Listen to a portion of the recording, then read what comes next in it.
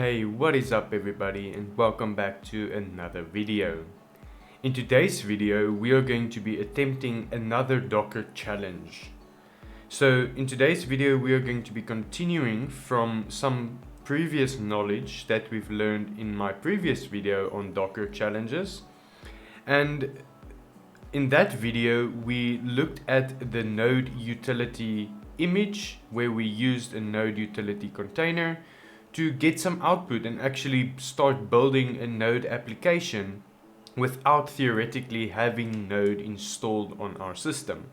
So this series is just showing you how you can use Docker in all parts of the development cycle, from the backend API to the database to the front end, and you can build on any computer if that computer runs Docker.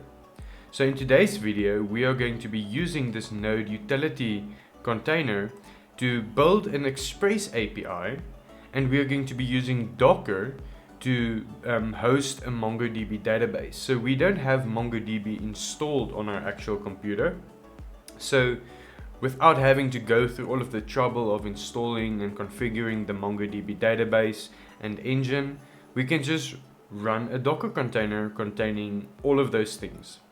So in today's video we will be doing exactly that. So let's get started. First off, we need a backend directory because I want to section this so that in an upcoming video I can add a front end to this application also running with Docker. So let's create a backend directory. So I'm gonna say make dir and call it back.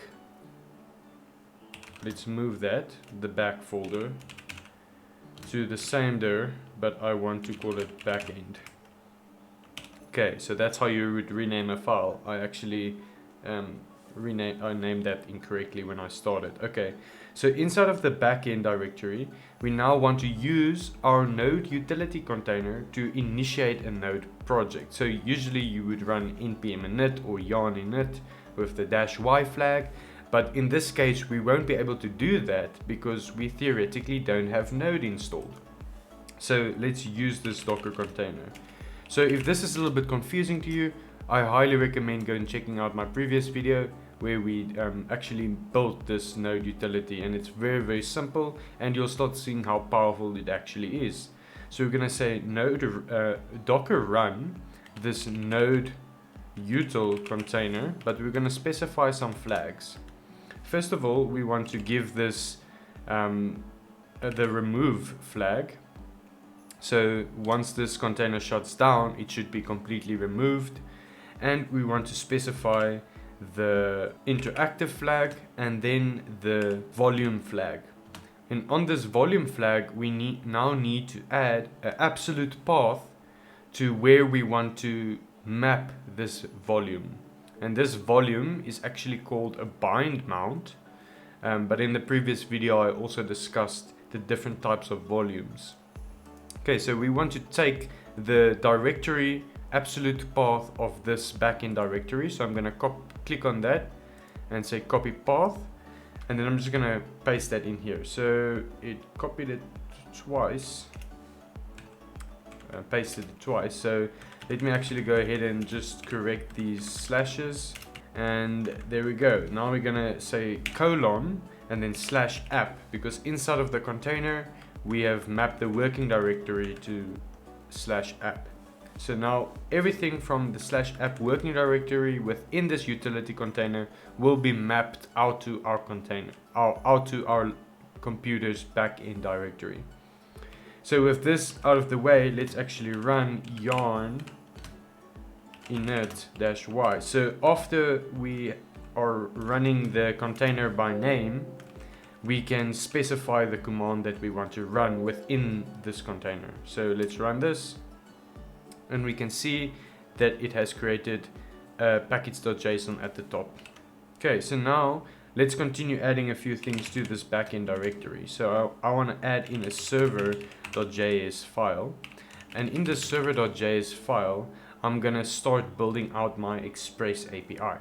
But in order to do that, we actually need Express installed on our system.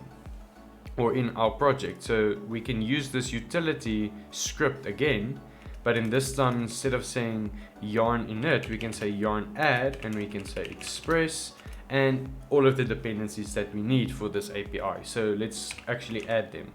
So we need the .env package, we need mongoose because we're going to connect to MongoDB database, and we need the Morgan logging package. So I'm just adding that to show some logging as we work with the API. So for this API, it's going to be very simple. We're just going to use these 4 packages. So I'm going to add them, and you'll actually see it creates a node modules inside of our directory at the top. Okay, so now we can continue. With that installed, we can actually now go to the server file, and we can start using Express. So I want to make a change in the package JSON because I want to use ES6 modules. So I'm just going to add in here type and set that equal to module and save this. Now inside of the server.js, I can use this syntax of import express from express, and I'm going to create a constant called app, and this app will then listen on some port that we will specify in just a second, and we'll console.log server running on port, and then add that same variable. Okay, so we need a few things. So let's actually import from the .env package. We want to import or destructure the config function, and then just right below that call the config function. Then we can declare our port variable. So we can say process.env.port, and if that is not found, we'll fall back to port, let's say 5001. Okay, so with that done, we can add a few things which is basic to Express. We can say app.use and add in the express.json for body parsing, and we can add in the Morgan package, Morgan from Morgan. Okay, so here we have a very basic Express API boilerplate set up. So let's actually go ahead and create some routes. So let's create the to-do routes, and I'm gonna call this to-do routes,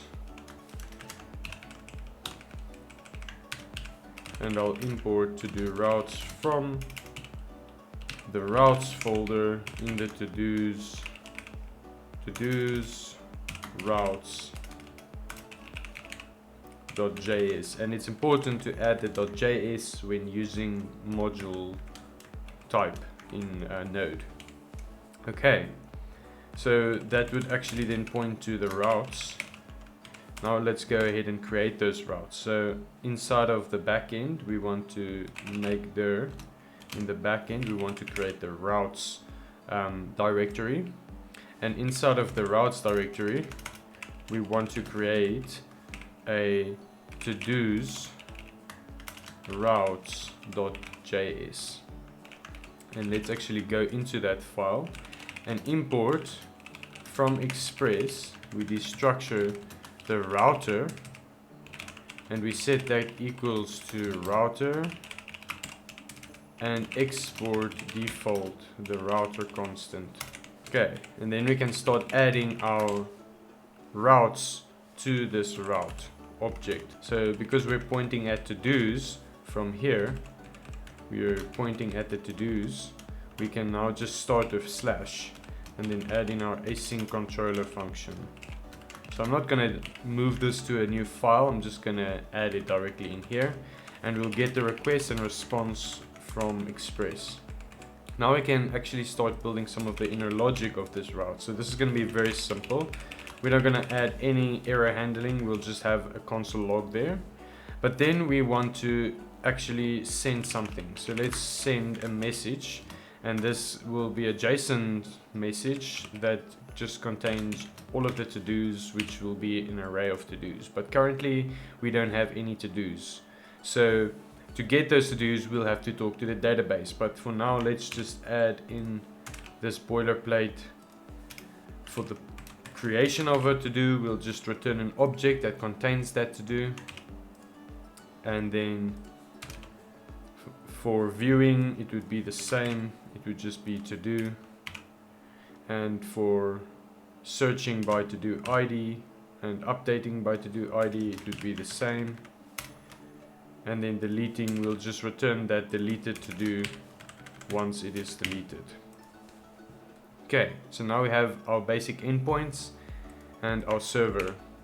So now we need to create a Docker image for this Express API. So we're gonna say touch, and then inside of backend, we're gonna create a Docker file, just like this. And then in that Docker file, I'm gonna use the Node Alpine version. So I'm gonna say Node 18, and then the Alpine distribution. Then I want to set the working directory, and I'm going to set this equals to just /app. Then I want to copy in the package.json and the yarn lock of this API project, and then copy that into the working directory, which would be /app. Then I want to run the yarn command to install everything that's needed for these packages. And then I want to copy everything else from the project into this image as well. Then I want to run a command where I say yarn start. Okay, and this API is going to expose an endpoint of 5000. Here I defaulted to 5001.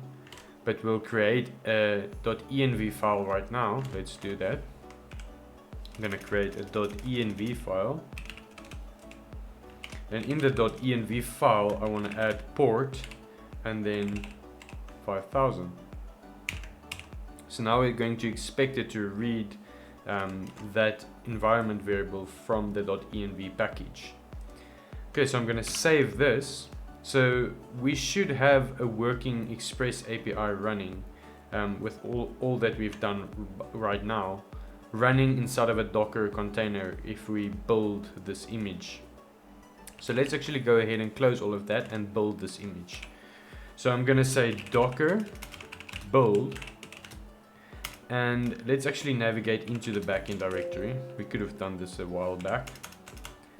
Let's just cd into backend. And here we want to say Docker, and then we want to build and give this build a name. Let's just call it Express Server. And then we want to build it from what Docker file? Well, the one inside of the root directory of backend, which is the one we just built. So now it would actually go ahead and build this Docker image that will be able to spin up a Docker container that runs our API.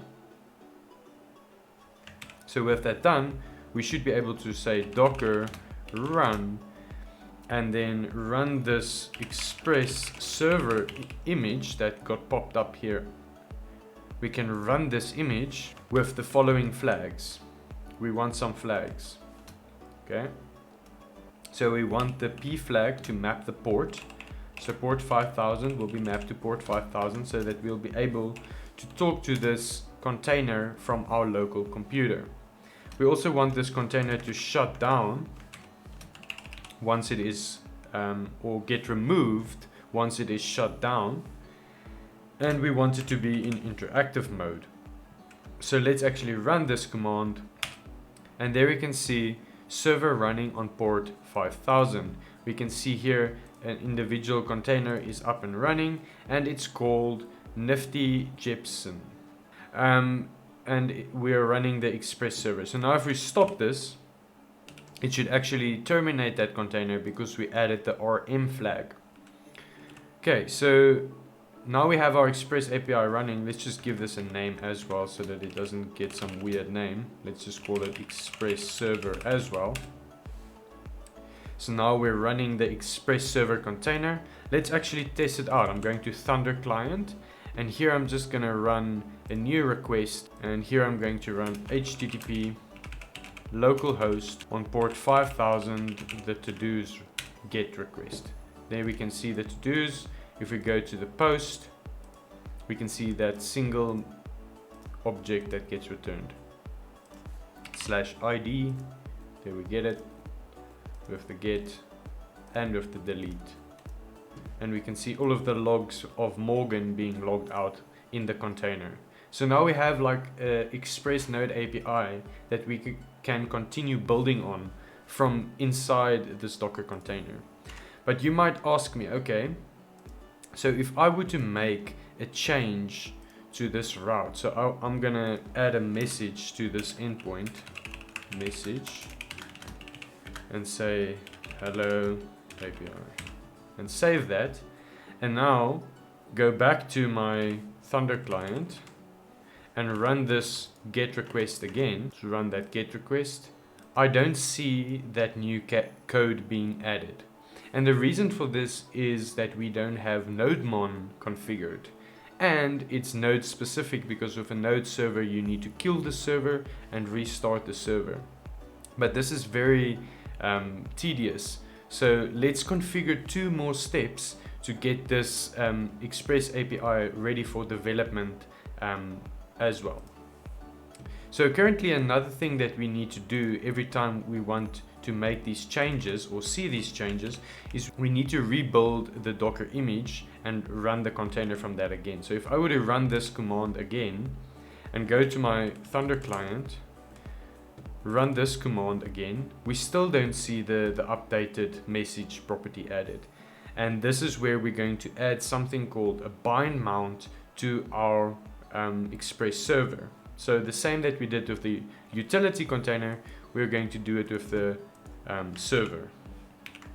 So now we want to bind our project to the container's internal files and folders of the project, so that when I make changes inside of my host machine, that changes gets reflected inside of the container. So with this command, all that we need to do is add in a volume. So let's go ahead and add a volume. So I'm going to add a volume, and this will be a bind mount type volume. And we want to bind this backend directory. So the same as we did for the utility container, we can now paste in that again here and map it to /app. So this is a bind mount because we are specifying the directory path on our host machine, where it would be an anonymous volume if we did not specify any path or name, and it would be a name volume if we just specified a name, for example backend, without being some path on our computer. But okay, now we have a bind mount set up. So now in reality we should be able to see the updates happening, but because of Node and you have to restart the container, you'll see in a sec what I mean. So I'm just going to run this now. So now we can see our server running, and if I go to Thunder client and run this again, we still don't see this changes. And the reason for that is we didn't rebuild the image. So we first need to rebuild the image. So let's actually rebuild this image. We can name it the same thing. Okay, and once we rebuild that image, we can run this long command again. And now we should actually see those changes. Now we can see the message from the API. But the cool thing now is if I were to go back here and change this to hello fsjunkie viewers and save this, go back here and run, it still hasn't changed. But now I don't have to rebuild the image, I just need to restart the container. So this is how it would usually be when you develop Node without NodeMon. So here you can see the changes gets reflected, but now we actually want it to reflect as hot reloading, and we can actually add NodeMon to our Express project. So let's do that. We're going to stop this container once again. Then we're going to run that utility command. So a cool way if you start typing too many commands is you can use grep and the history command to get your previous command that you've run, or you can press Control D, I think. No, it's not Control D. That logs out your terminal. There I learned something. I think it's Control R, and you can search node util, and then it brings up the previous command, which you can just look, and we can look at that's wrong, this is the right one. We want to copy this command, right click, clear the terminal, paste that in, and now all that we're going to do is we're going to remove the init and dash and the y, and we're going to say yarn add, and this is going to be a dev dependency of nodemon. So now if we actually go back to our backend project, we'll see that inside of the package JSON, it's going to add in a dev dependency of nodemon. Okay, there we can see nodemon, and we do not have a script to start our project in the package JSON. Currently in the Docker file, we are running yarn start, which is surprising, but I'm guessing that it defaults to running node. This is pretty interesting, but let's change that to the server.js as it's just correct, and then we can add in some scripts. We're going to add in the start script, and we're going to use nodemon with, if you're a Windows user, it's very important that you add the L flag, capital L flag, and then the server.js. And if we now save this and restart our application, so let's actually rebuild this and see what is our output. Okay, we need to cd into the backend, and then we need to run this again.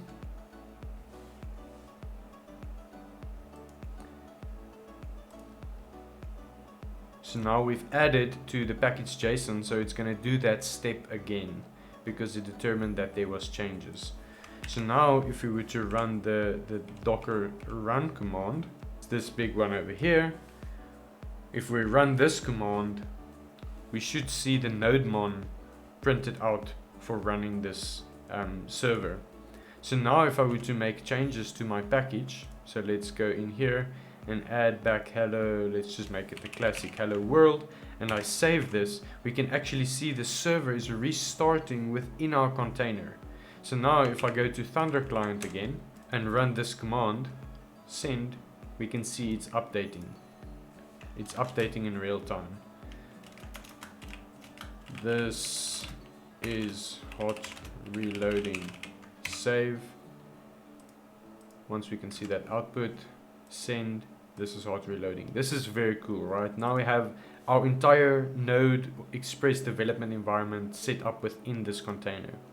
Okay, so the next part we want to work on, and for that I'm going to open up a new terminal, is we're going to be adding the MongoDB database. So currently we have no containers running, and we have these images that we've built. Okay, so I'm just going to close everything up here. So we want to add a MongoDB database. So let's actually go ahead and add the Mongoose configuration in our backend, and then we'll continue with the rest.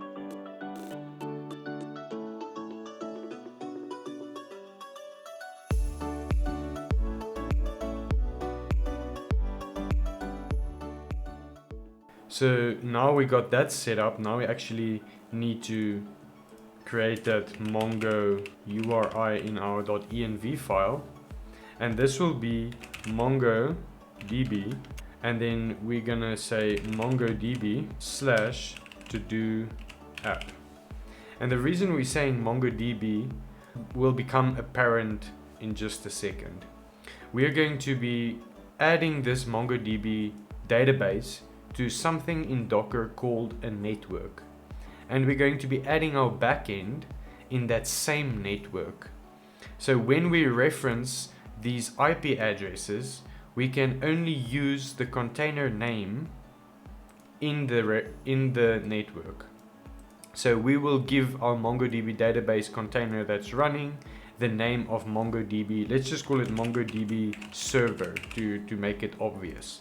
So this will be the container name of our MongoDB container, and this will be picked up by Docker when we run and build this application. So this is pretty cool.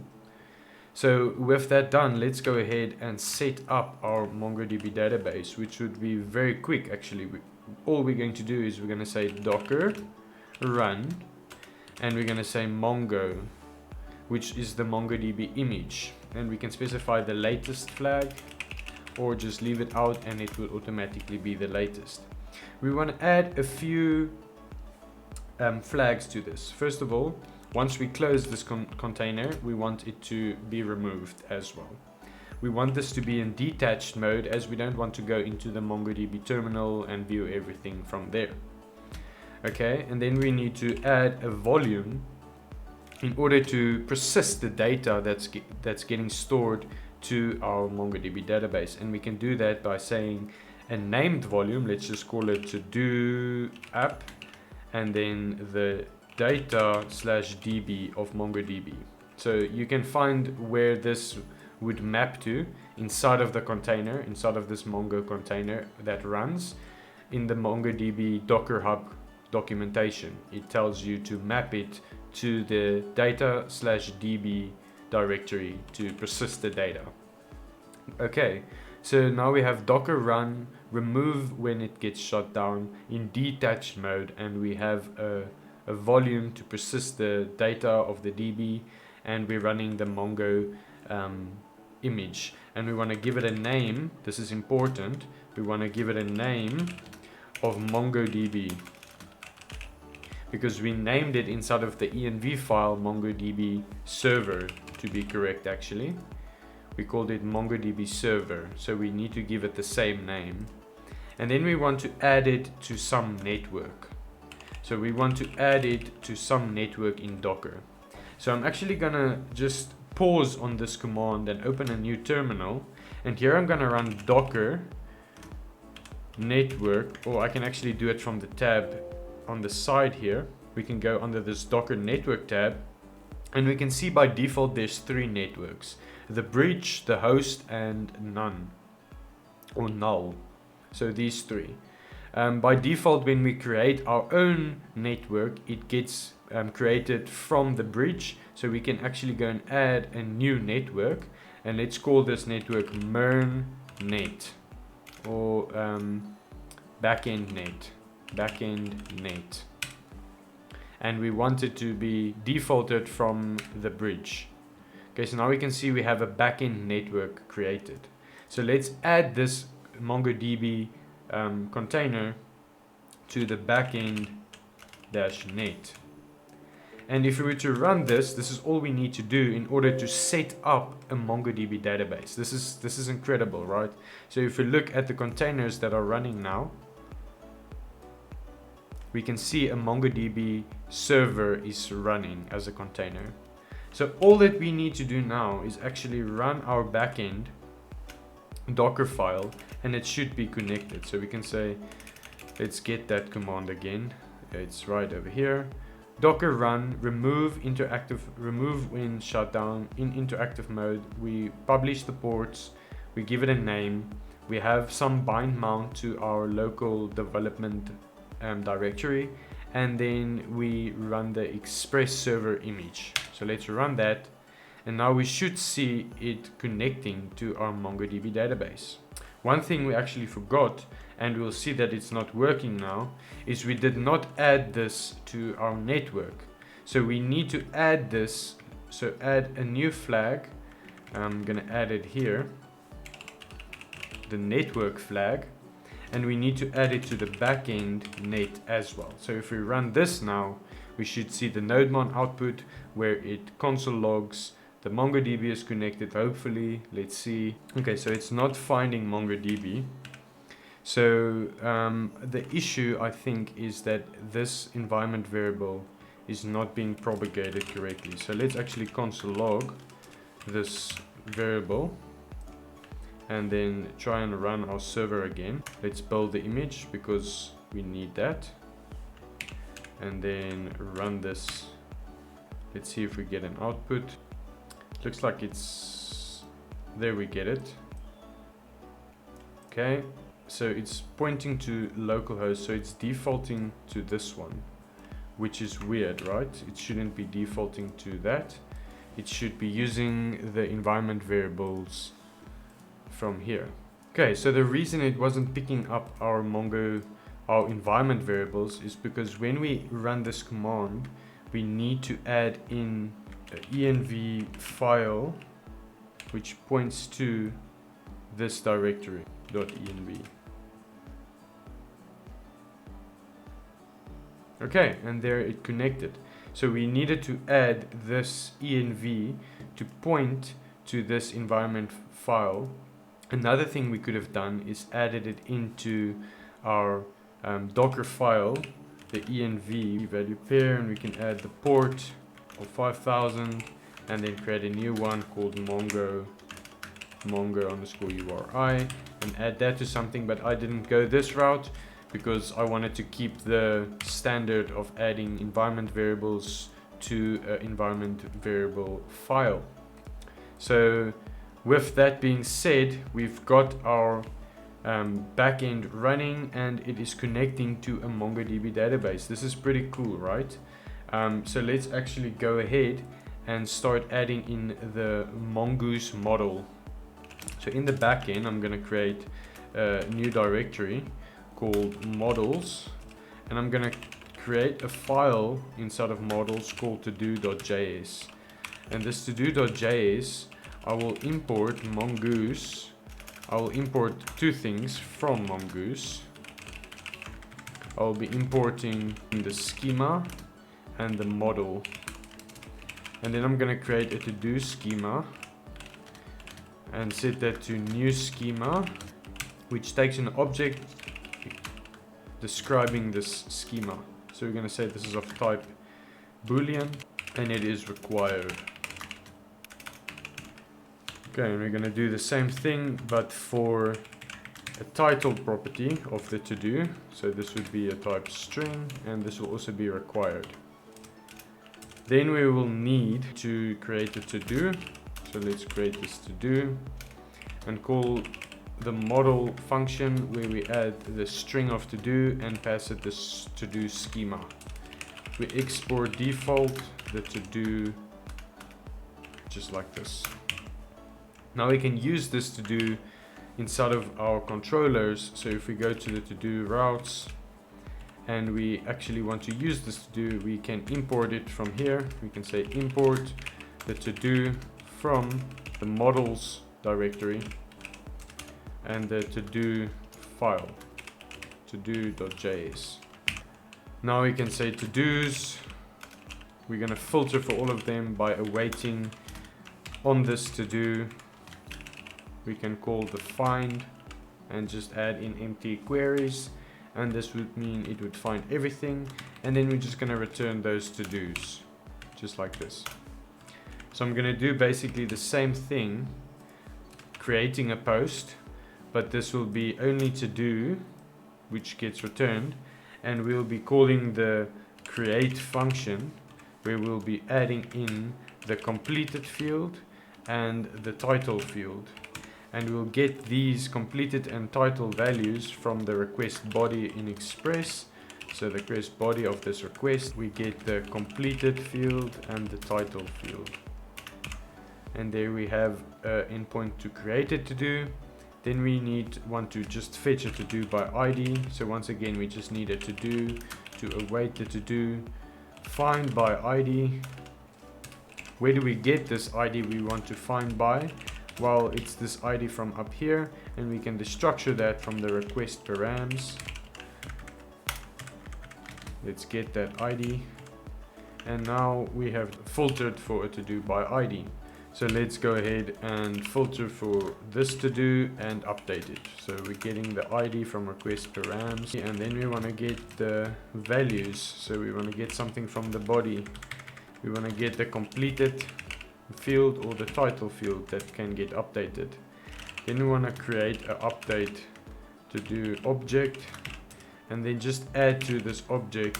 We're going to say if the completed property was found from the body, we're going to add to the update to do the completed property that's equal to the completed value found in the body. And we're going to do the same thing for title. Okay. And then we'll add that to do to the function of await to do dot find by ID and update. And we're going to add in the ID, we're going to add in the updated to do, and a new object called new, and set that property to true. And then this will be the to-do that gets returned. Okay, for deleting a to-do, we'll get the to-do ID from request params, and then we'll actually look for this to-do. So we're gonna find this to-do by ID, find by ID, and then once we get this to-do, we're gonna call the delete function. So to do dot delete, and then we can just return the to do that was found up here. So now we have our endpoints to work with to dos in our MongoDB database. So let's actually try out this entire setup now. So here we have everything running. We can see our server refreshed as we were typing. So now let's go ahead and work with our Thunder client, where we can start creating requests. So we're going to say to localhost 5000, the to-dos. Let's check out all of the to-dos. We can see we have no to-dos, so let's go ahead and create a new to-do, and we add to the body a completed property and a title, and then send. And then we can see the output of the newly created to-do. So now if I were to filter for to-dos again, we can see an array of one to-do. So if we want to update this now, we can go to this endpoint and we can add in this ID of this to-do, and we can update it and send, and we can see it got updated. So now if we want to get all of the to-dos again, we can see it got updated. And if we want to ultimately delete this to-do, here we can get the to-do by ID, and if we now delete this to-do, we get that to do back. But if we were to try and get it again, we see no. Okay, so this is how you are able to set up a full Express backend with a MongoDB database with only using Docker. Obviously you need to know Node and Express and MongoDB and stuff like that, but this situation can be useful for many different programming languages. If you're using Java, if you're using like a different database, for example MySQL or PostgreSQL or Redis, you can start building up your environment only by using Docker. You never ever have to install these type of software again, and I think it's awesome. And the other plus benefit for using this type of setup with Docker is if you want to deploy this application to a Linode server, there's pretty slim to none changes you need to do. Like there's a few things maybe with the ports and then the user permissions on the server that you're working, and you'll probably remove all of the bind mounts because you don't need those in a development a production deployment. But you can very quickly go from setting up an environment for someone to work in and like be able to do anything in, and take that same environment and give it to someone else, or put it on a server, like a hosting server or like just a demo server or something. Using Docker like this is very helpful. In my next video, I'm going to be adding a front-end Next application to this entire like development setup. So then we have like a complete MERN stack application up and running only via Docker. So we don't have any of that software installed on our computer. We're only using Docker. And then following that, I'm gonna be showing a video of how you can deploy this setup of a full stack application to like Linode or some Linux box that only using Docker. So yeah, I really hope you enjoyed this video, and if you did, please remember to give this video a thumbs up and stay tuned for more. See you in the next one. Cheers.